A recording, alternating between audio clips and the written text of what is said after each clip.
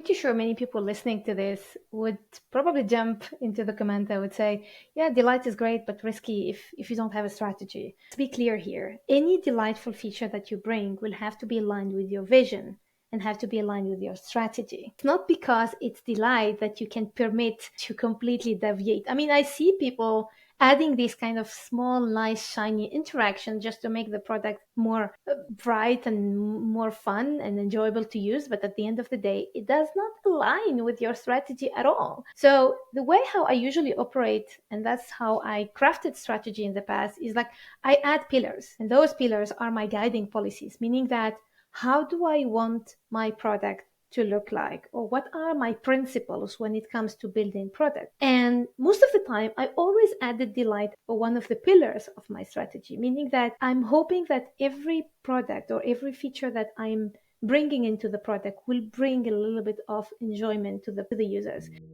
Welcome to the Product Agility Podcast, the missing link between agile and product. The purpose of this podcast is to share practical tips, strategies, and stories from world-class thought leaders and practitioners. Why, I hear you ask? Well, I want to increase your knowledge and your motivation to experiment so that together we can create ever more successful products. My name is Ben Maynard, and I'm your host. What has driven me for the last decade to bridge the gap between agility and product is a deep-rooted belief that people and products evolving together can achieve mutual excellence. Hello and welcome once again to the Product Agility Podcast. My name is Ben Maynard, I am your host, and today we are joined by Nesrine Changuel. Nesrine is someone who isn't to the podcast because we were at Productize 2023. We had a really too brief conversation around the talk that she gave at Productize, which was focusing on, we focused particularly on delight. Now, Nesrine has got an amazing career. She is how many years did you say you've been in the product management world now? About 12. About 12 years. Phenomenal experience.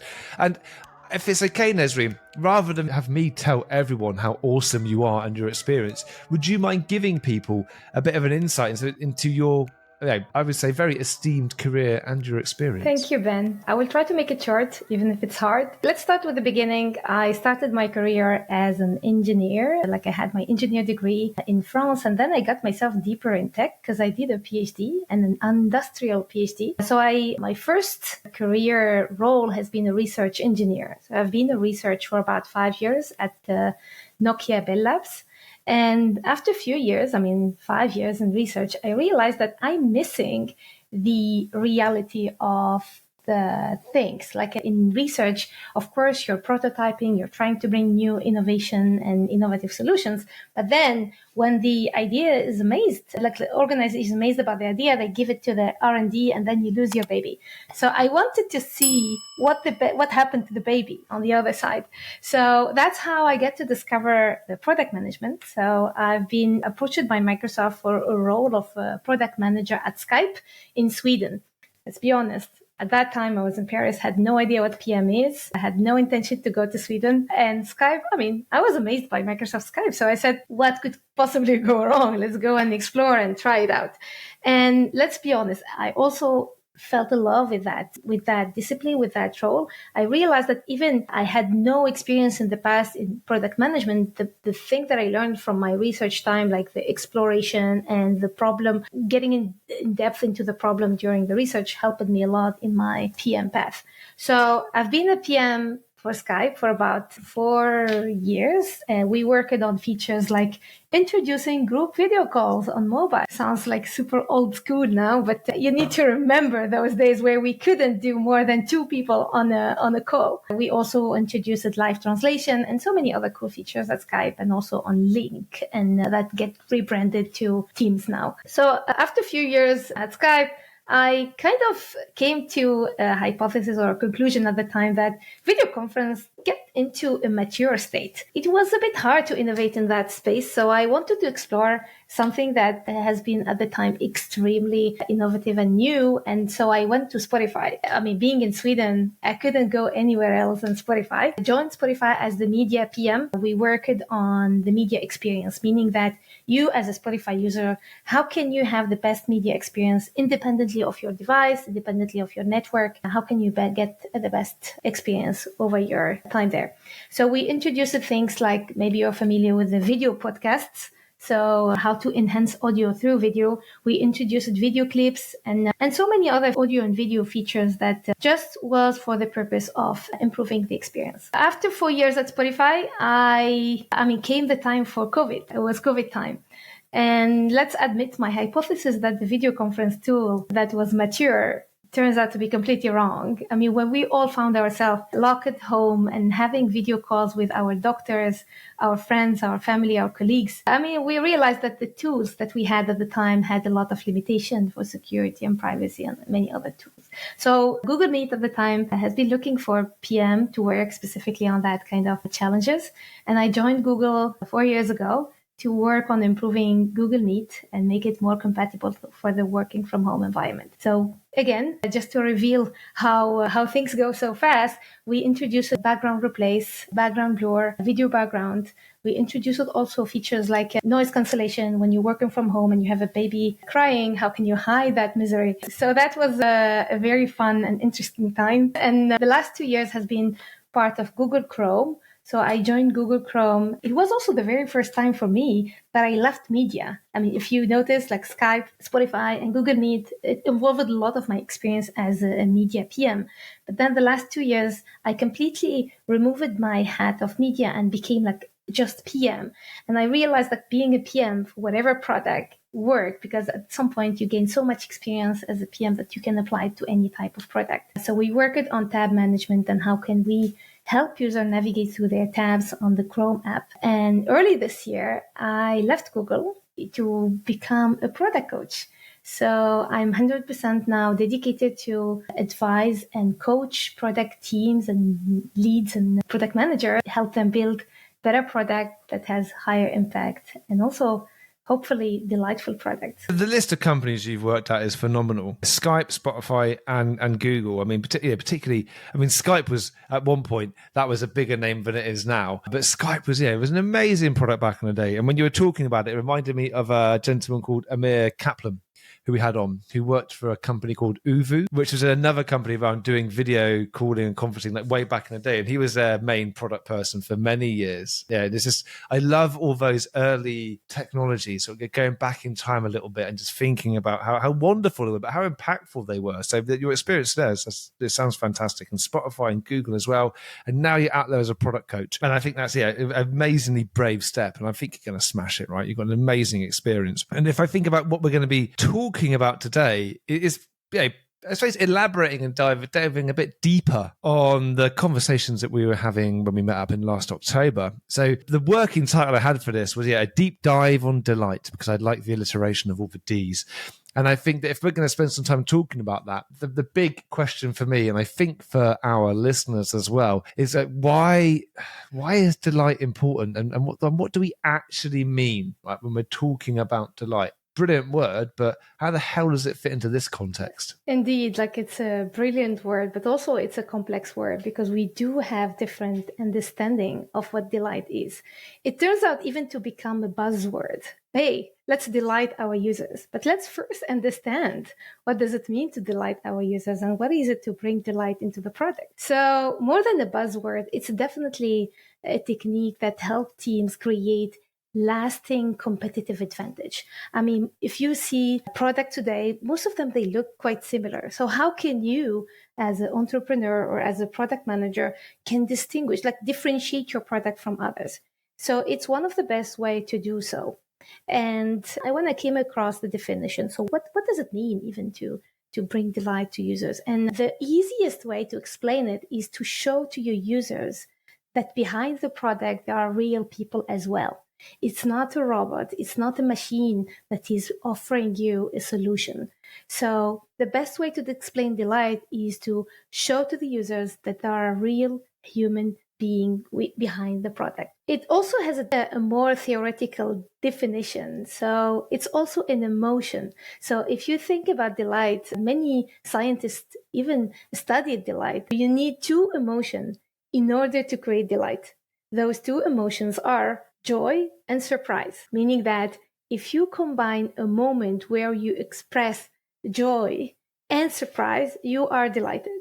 So if you go with this definition, it's also about creating moments within the product journey for the users where they can experience joy and surprise at the same time. I'm not saying it's easy, but it's beautiful and it's very, very, very impactful. So now if we get to the why it's important, I think it's very important for different reasons. And I want to talk at least of two of them. The first one, since it's emotion, then creating emotional connection with the users is extremely rewarding. Maybe you heard about a study that has been published a couple of years ago at the Business Harvard Review. The study actually studied the difference between users who are highly satisfied versus users who are emotionally connected. And they found out that users who are emotionally connected are 50% more loyal, 50% more able and willing to use your product versus the highly satisfied one. Ben, I'm not even talking about the users who are not satisfied. I'm even comparing the top of the top here. So it's clear that connecting with your users at the emotional level is extremely rewarding. So that's the one thing. The second thing is that think about it yourself. Like when you are connected emotionally and when you are surprised while using a technical product, you want to share it. You want to share it with others. I mean, if you're surprised about how great the product is and how fulfilled you feel while using it, you want to share it with others. So we see a clear trend and correlation between delightful product and the shareability within the environment. So it has a huge impact on the word of mouth. So those delightful features will allow people to talk more about your product and share it with their friends. And guess what? The more they share about your product, the more your product will become successful and known. And that's what we want to achieve. There's an app I use called Runner, which definitely ticks those boxes for me. I'm always telling people to use it. And I think it has surprised me and it does bring me joy. And I'm just now reflecting on the podcast as well. What can we do to surprise people and bring people joy in this episode to give them some delights? If you're listening to this and you are going to be surprised and delighted when you hit that moment, well, surprise and joy, and you hit delight, tell someone about it. Share the episode. Because why not share some of that delight? Now, you give a very compelling pitch there, Nesrine, for why delight is important and also the constituent parts of it. I mean, what I'm interested in just a little bit is when we talk about joy and surprise, like, is there any way that you found to measure that, or at least when you're hypothesizing that something is going to give that, combine those two things into those moments? Like, how do you hypothesize that? How do you discover those moments? Great question. So customers are considered delighted with a product or a service or whatever. It's usually when the product aligns with their motivation. You see, there is a huge correlation between the delight is happening versus the motivation that drive the users. And it's all about trying to identify what help the user fulfill their often unknown sometimes, or unconscious desire from the users. Like the users themselves don't even know what motivates them emotionally. So the hard job for every product manager is to try not only to identify what users want from a functional perspective, what do they want to achieve from a practical aspect, but we try to dig further and further and try to get to what do motivate our users on the emotional level. You see, it's not only about what do they want to achieve, but what do they want to feel? What do they want to experience during those moments? I want to share a very concrete example here. So during my time at Google Meet, when we worked on how to improve Google Meet for the working from home environment, it was COVID time. And I mean, we all found ourselves most of the day on video calls, which came with a lot of emotional demotivation. I mean, I spoke about emotional motivation, but also there is a negative emotion that came sometime by doing a certain habit. And those emotional demotivation were the boredom, the fact that you're bored from having so many video calls during the day. It could be also the lack of interaction, lack of engagement. I mean, I'm not engaged enough. It's very different from when you're in a room and you can engage at any time. So we studied this demotivation. We tried to understand what really creates this boredom, like the boredom aspect, where does it come from? And how can we reduce it in a way that we make it a bit less boring? Let me share a funny story, or at least an interesting story about studying boredom. When we start thinking about boredom, I made the mistake of thinking that the opposite of boredom is having fun. Then I'm having fun, If yeah. I'm not bored, I'm having fun, which is a mistake. It is a very big mistake. I mean, think about it. If you go to Disneyland 3 times in a row within a week, I mean, you will hate it. I had that experience one time because I was forced to. But honestly, the third time, I was like, well, what am I doing here? So if it's about fun, then, I mean, we will always enjoy it. So it's not, fun is not the opposite of boredom.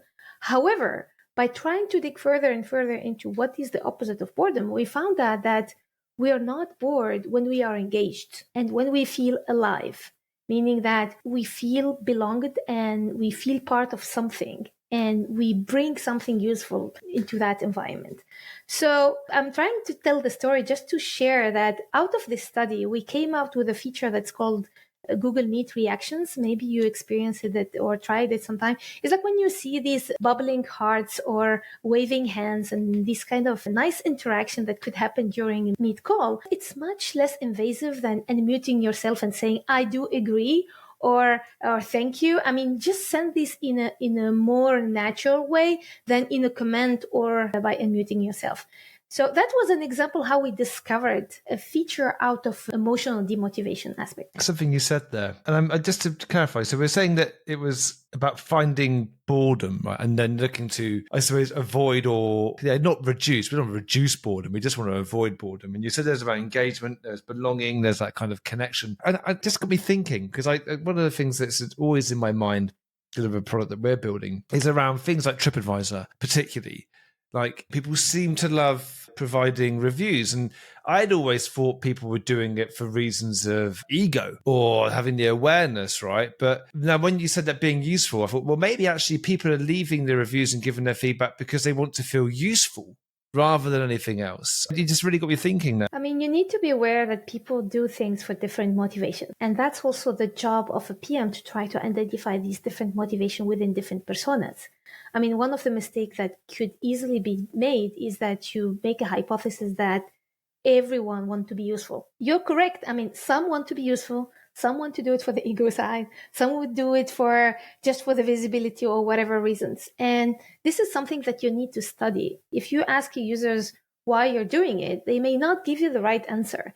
But the more you observe this kind of behavior, the more you realize what kind of feeling and emotion does it surface out of doing such a thing. By the way, there are 2 types of emotion. There is the personal emotion, meaning that what do I want to feel while doing this or using this product? The other type of emotion is the social emotion, meaning that what do I want the other to feel about me using the product? I mean, it's a huge difference, but at the same time, both matter. Maybe those who are writing comments, they want to be seen and perceived by others and their community as the active advisors and provider. I'm helpful, I'm useful. It's not only for themselves, but for the community. That's interesting. When I think of the notifications I get in Google Maps, because there are times that I have put photos on Google Maps because actually I wanted to be useful, because I'd had a great experience or a bad experience, or it's because it's like at my friend's restaurant, I had an amazing time there, so I wanted to kind of share to help them generate business. And the notifications I get in Google Maps are always like, this many people have found your photo useful. By the way, since you're talking about Google Map, one of the nice features that, by the way, I didn't notice until recently, it's when you're going home. Let's imagine that you're not going to another destination, you're going to your home place, and you already registered that place as home because you can do it on Google Maps. When you arrive, it doesn't say you reached your destination as any other place you're going to. When you go home, you get a nice pop-up say, welcome home. And these are like kind of nice, delightful moments that just show that we distinguish between what you value and what you don't necessarily value as much. So yeah, it's about what we value, and it's about, I suppose, it's kind of building that maybe a connection with this inanimate kind of product almost. And so we're talking about discovering delight, and we're talking about boredom. In your career, what's the most unexpected place you've kind of uncovered the opportunity for delight? Okay, the expected place where we discover delight. Actually, it could be almost anywhere. Let's first try to agree on one thing. As long as the product is used by a human being, like by a person, that product deserves a little bit of delight. Those people who will be using your product will need or will enjoy these kind of small things.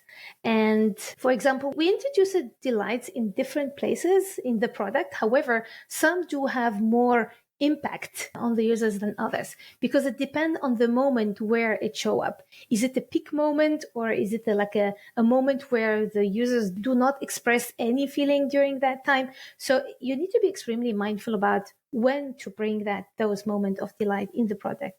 It doesn't have to be a lot of them. It just have to be small pieces that are put there carefully, and they are put there because we believe the user will enjoy them. So if I take a different angle on this, and I think what some people may be wondering is that if you're in a situation where you are looking to get feature parity, or you're looking at your competition and they've implemented something which is then you're looking at and you're wondering, oh, okay, people seem to really like that.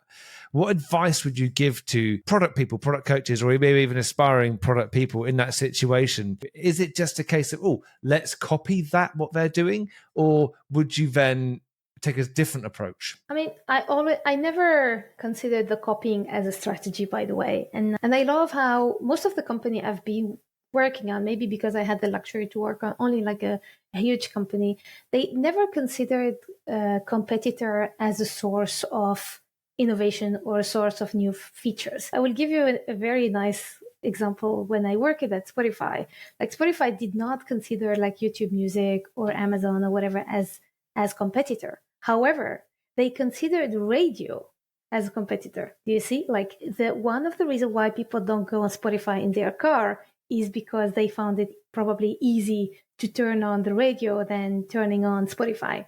So it's much better and much more insightful to think that way rather than trying to try and copy. And those competitors build those features for a specific reason, for a specific need that they thought that would make sense for their users. The best strategy, because you asked about what's the best strategy, is to always include in your user research and all your interviews a rubric or like a column about what my users is feeling in this moment. Like when you're doing, let's say, a live interview where the user is trying to use your product for a live version or a session, try not only to list what they are doing, but also what do they feel. Are they feeling anxious? Are they feeling lost? Are they feeling maybe bored because it's too long? And these are very, very valuable insight that you can bring in later on and try to say, okay, this sounds like a valley moment. How can I lift them a little bit up? Beautiful. Thank you for that. I totally agree on the Spotify and the radio comment, because I think there are people that I've worked with, and I've experienced this myself, where people think they've got, and they may well have a really unique, brand new type of idea, and you may ask them and say, well, who's your competition? And they turn around and say, we haven't got any competition, we're the only people doing this. When actually the question isn't that you haven't got that direct competition. What you have to think about is, where else are people going to go to fulfill whatever need they're looking to fulfill? And with Spotify, seeing radio as a competition for me makes perfect logical sense, because I get in the car and I put on the radio, and sometimes I put on Spotify. It depends what kind of mood I'm in.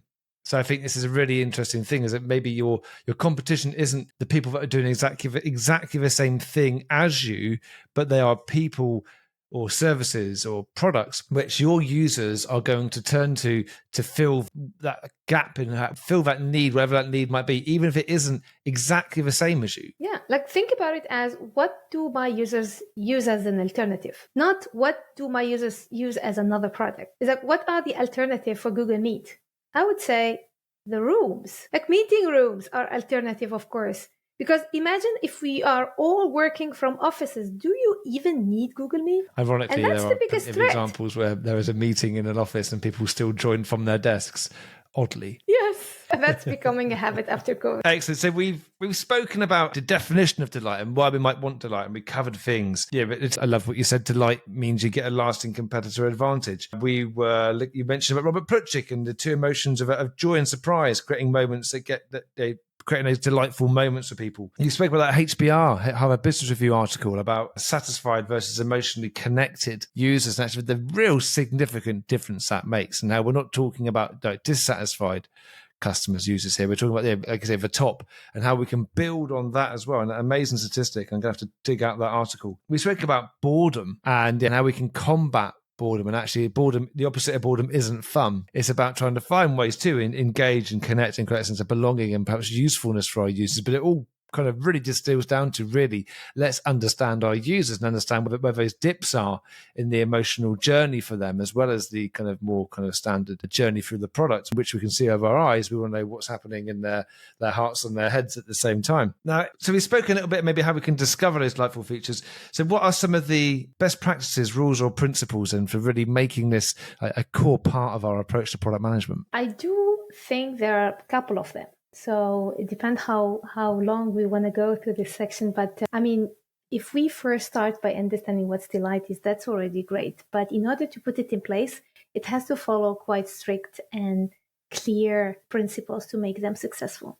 The very first one is that let me try to explain this with an example. Like, again, during COVID time, something that I personally missed a lot was going to restaurants. So, that was a very nice moment of the week, and I always wanted to go out for a nice meal. But since we are all not allowed to do that anymore, I brought to myself a new habit and new passion, which is cooking. So I started to learn how to cook new and nice meal that we can imitate like a restaurant environment home. And while doing that, I realized that chefs do not season the food in the beginning or at the end of the preparation. By looking at great chefs, you realize that chefs do season their food throughout the entire process of the cooking. Of course, they taste, they try to see if it's good or not. They add, of course, some spices has to be in the beginning, some have to be at the end. So there is even a science behind where you put the spices to make something delightful that you will end up enjoying at the end. So now think about it from a product perspective, especially that I said earlier that delight has a component of surprise. It has to be a surprise. Does it make sense that you just do delight in the beginning and then it's over? You will be surprised in the beginning, and then the surprise goes away. So the very first principle, I would say, it's the continuous delight. Delight has to be something in your roadmap in a continuous way. You need to keep surprising your users, at least throughout the year. Maybe if you're not able to do that every quarter, but try to bring 2 delightful features a year. That's already a bare minimum. So I would say the first one would be continuous delight. By the way, in Google Meet, when we introduced background replace, we first just introduced a static background.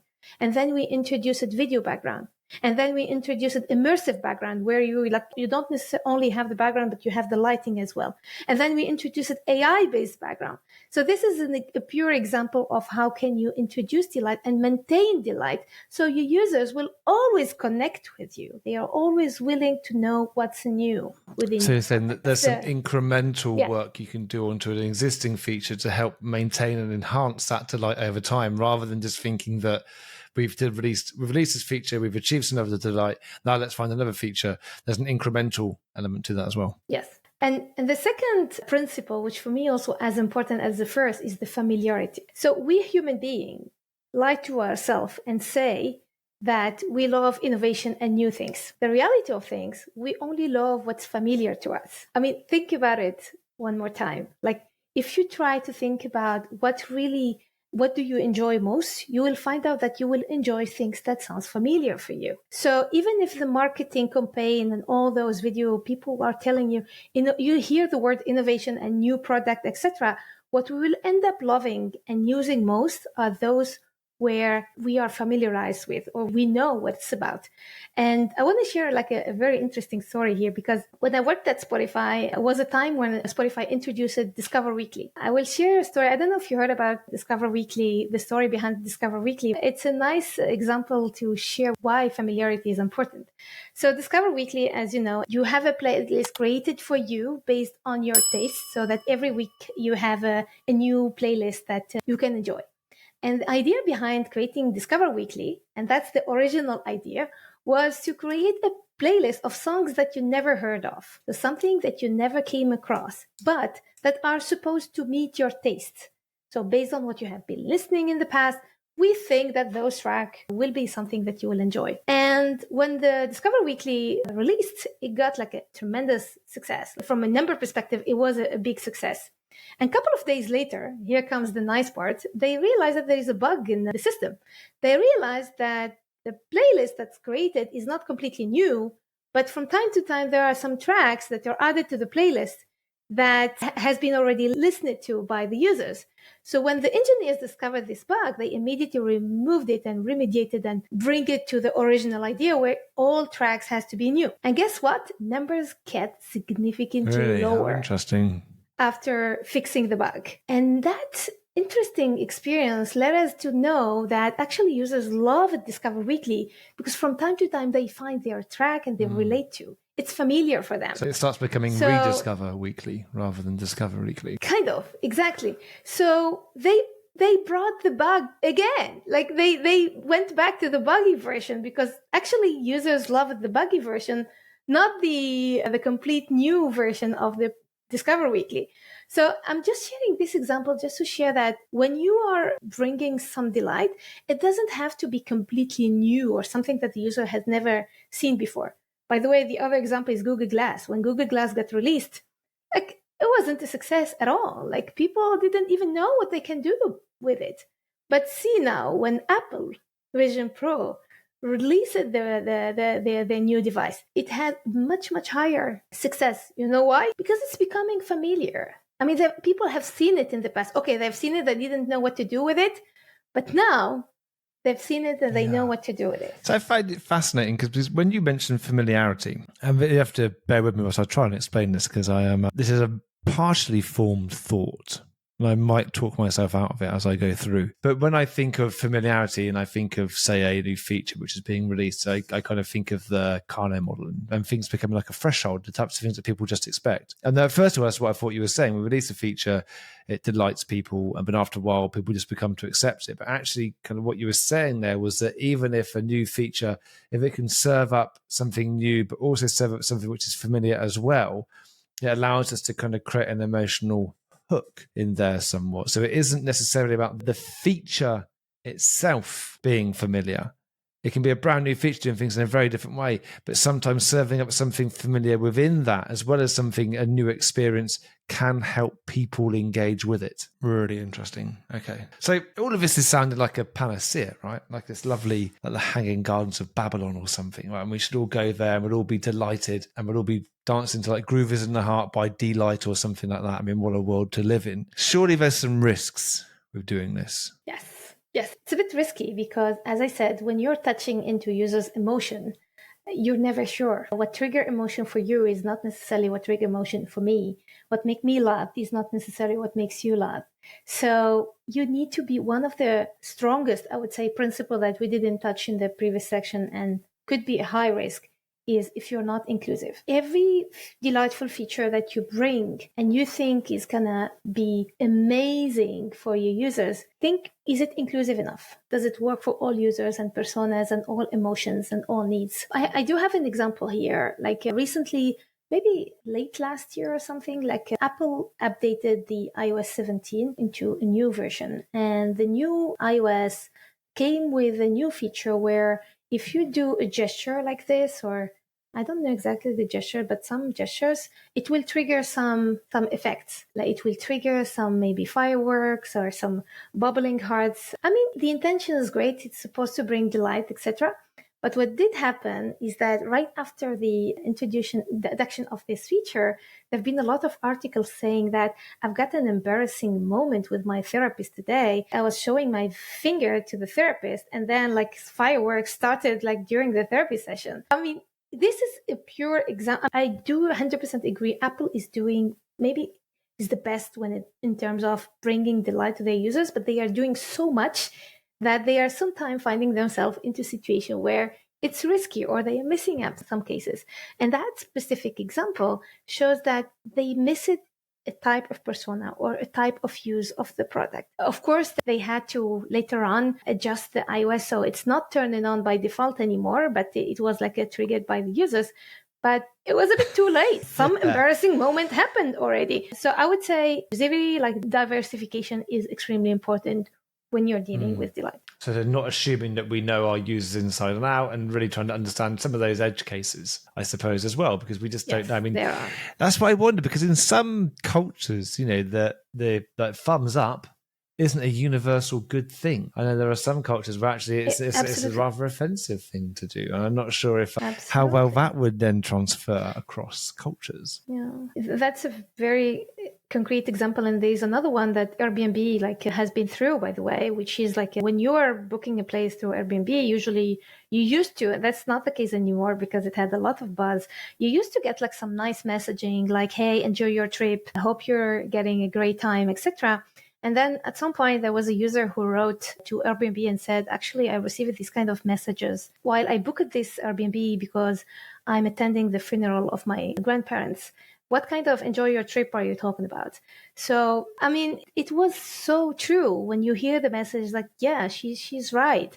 So from that time, you need to think about what are all the cases that the users are using the product for.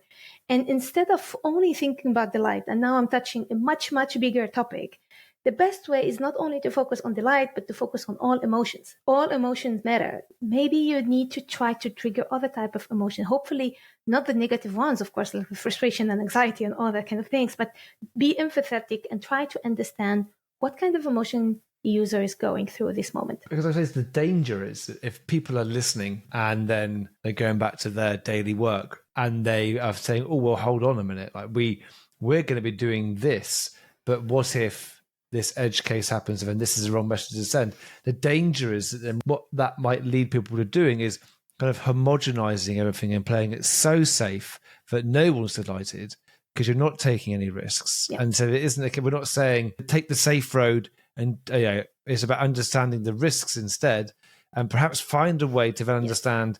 And I'm not sure this is a throwaway thing. I'm not saying it's a good or a bad idea, but if Airbnb were to say, what is the purpose of your trip? And if you know they're going for a good time, then you can send them the good time email. And if they don't put anything, or just say rather not say it, you don't send them anything. Say nothing. But at least then you're still kind of delighting those that are going for a good time, and you're not upsetting the people that aren't going there for a much more serious reason. So we're not saying never send an email saying having a good time. We're just saying actually make sure you know which users you're sending it to, and specifically which emotions you're trying to invoke within that. So then you have something to actually then test against. Yeah. Another example just happened to me quite often, but one time it was also awkward when it happened to me. I was running because the school called me, hey, your son is not feeling well. You have to come and pick him up right now. And I was wearing an Apple Watch. So I was really running because I was scared. And it was like a shaping in my wrist. And it says, hey, congrats. It looks like you're exercising. It's like, yeah, but... yes, I am. I'm not exercising. I'm just running because I'm in trouble. So it's, you see, delight is great, but you need to be extremely mindful about those moments when you are building them for everyone. Yeah, totally. I mean, I'm getting old, right? I'm getting the word cantankerous with things. I get grumpy, but I find delight very hard to find at this age.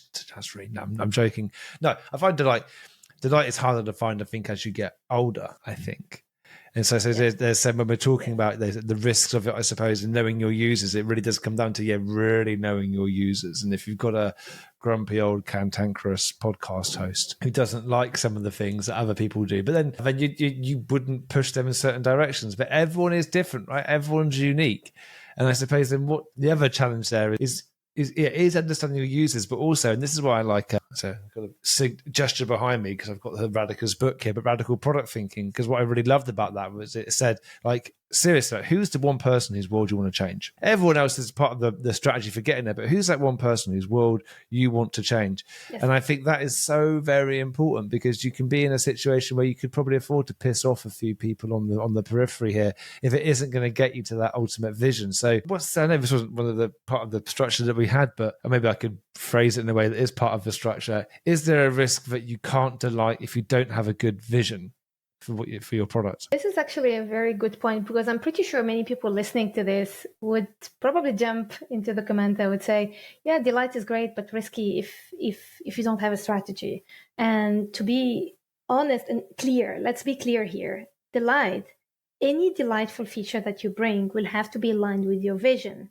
and have to be aligned with your strategy. I mean, it's not because it's delight that you can permit and allow yourself to completely deviate. I mean, I see people adding these kind of small, nice, shiny interactions just to make the product more bright and more fun and enjoyable to use. But at the end of the day, it does not align with your strategy at all.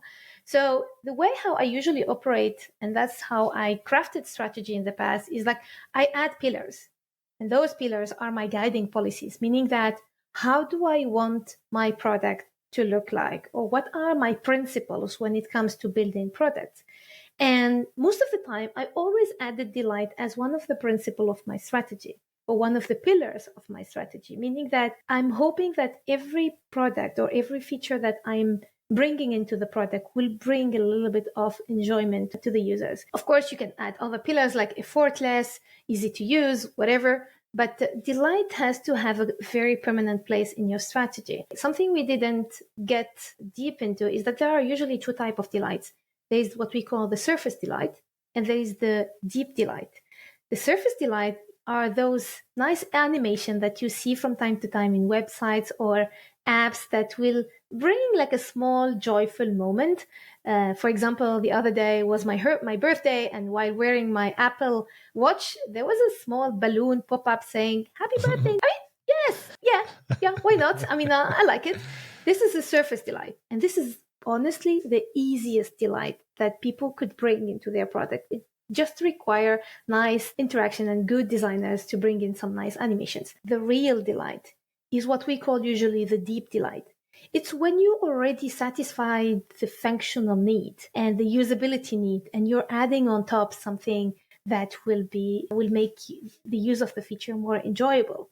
And I compare it to it's like a personal assistant next to you that will help you do the work in an easier way without interfering. I mean, without animation or whatever.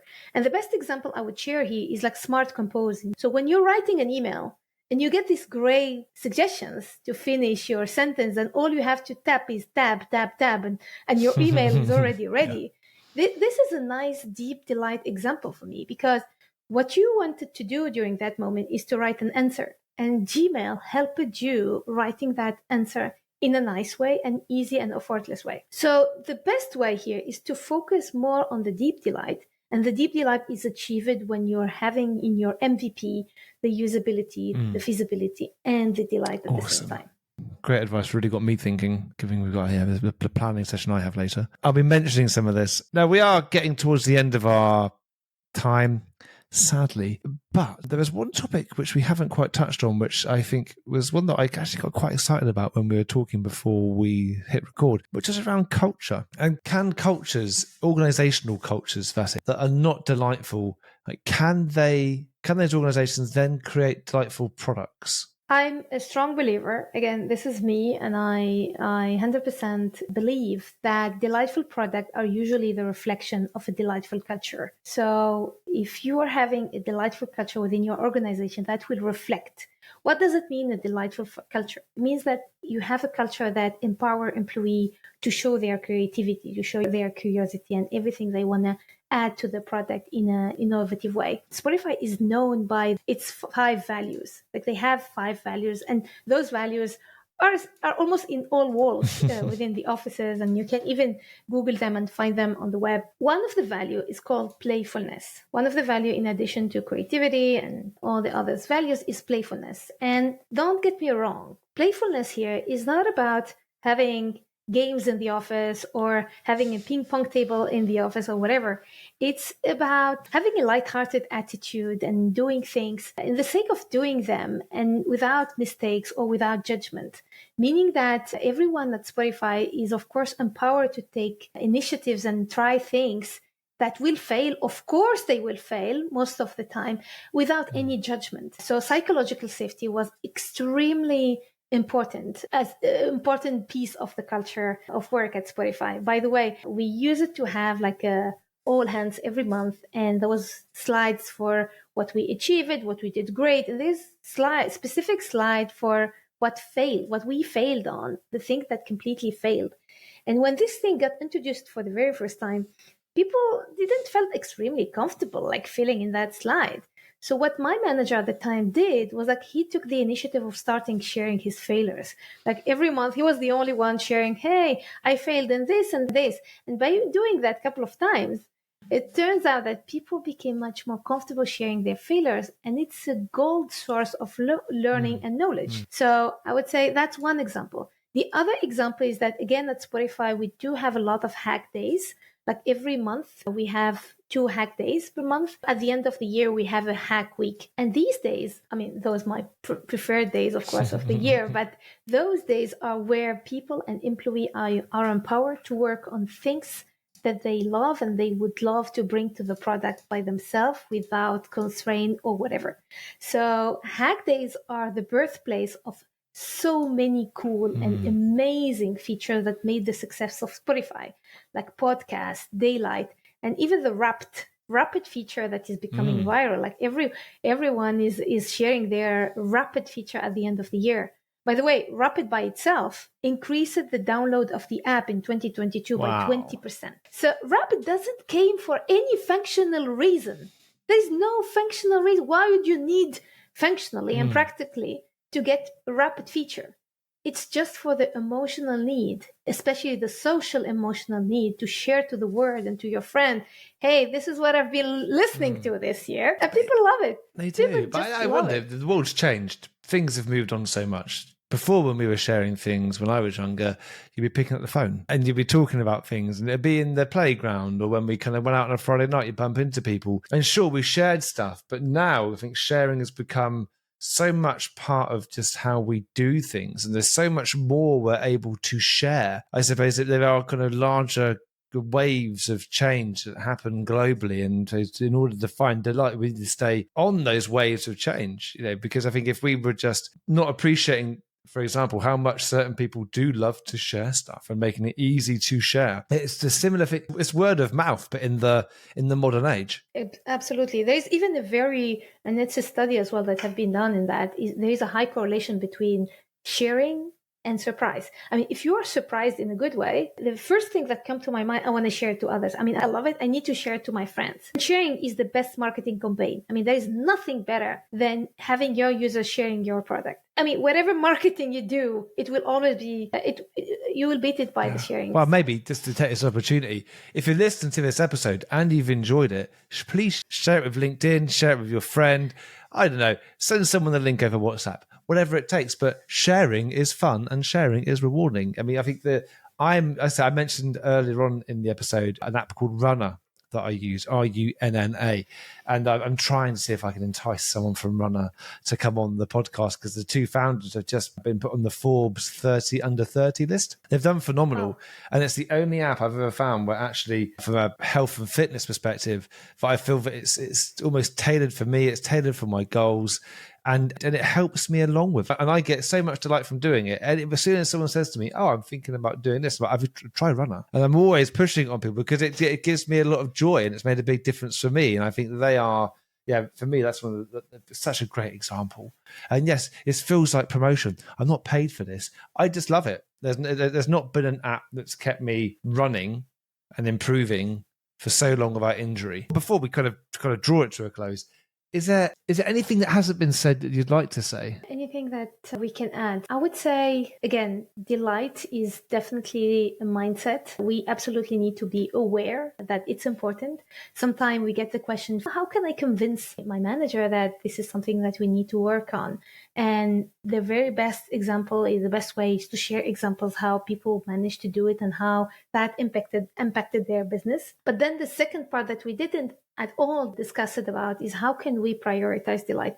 Because in the reality of things, and I'm 100% sure that most of people listening to us will resonate with that, is the difficulty is not about discovering delightful feature. I'm pretty sure that most of people listening today have a very long backlog of delightful features waiting for them. It's just about prioritization. How the hell can I get this done? I mean, with all those functional features and all those practical features, how can I squeeze in some delight into there? And it's not easy. It's only doable if you're convinced. And the rule that worked for me, and I'm pretty sure it would work for anyone listening to us today, is the rule of 70-20-10. So what's the rule of 70-20-10? So everything you bring to the product will have to have 70% of your effort related to metric movers. So most of the feature that you should be working on, 70% of them should move your metrics, meaning that it will increase your adoption, increase your retention, your engagement, whatever. 20% of them should come from users, meaning that feature requests. These are what your users are explicitly asking for you for. And 10% should be for those sparkling moments. Those moments of delight, those moments that will make your users more emotionally connected with your product. If you put this in mind, every time you do your roadmap or your quarterly planning, think about that. Do I have enough delight feature? Do I at least have 10% of delightful feature into my roadmap? It's not too much, but it's so impactful. That really solid practical advice there. So 70% things that are looking to increase the metrics, things you've already made an articulation, you're going to hold yourself to account for.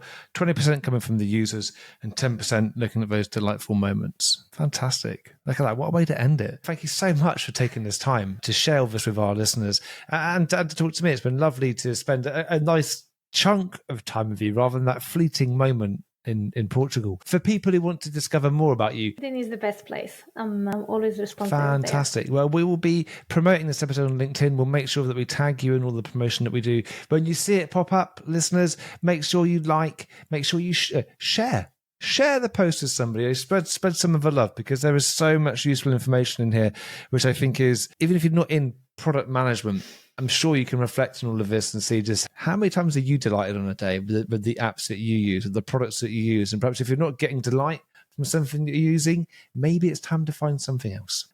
Nesrine, again, thank you so much for your time. And everyone, thank you so much for listening. We'll be back again this time next week.